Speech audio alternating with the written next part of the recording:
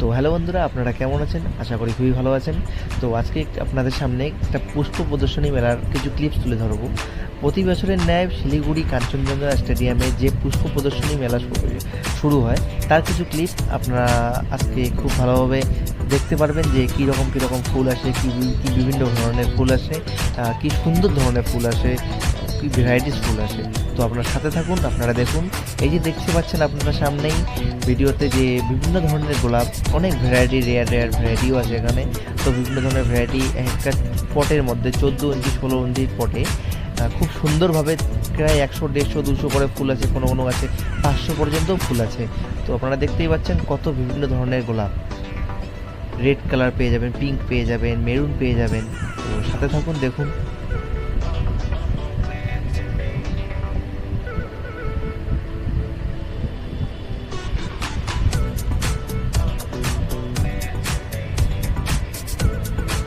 দেখতেই পাচ্ছেন কত সুন্দর নানান রকমের ভিন্ন প্রকারের গোলাপ ফুল, মিনি রোজ, আপনার হাইব্রিড রোজ। এরপরে দেখতে পাচ্ছেন আপনারা পিটুনিয়া। আমরা সাধারণত এরকমভাবে পিটুনিয়া ফোটাতে পারি না বাড়িতে, আপনারা চাইলে করতেই পারবেন, শুধু একটু পরিচর্যা এবং একটু খাবার দেওয়া গাছের গোড়ায় আপনারা খুব ভালোভাবেই করতে পারবেন।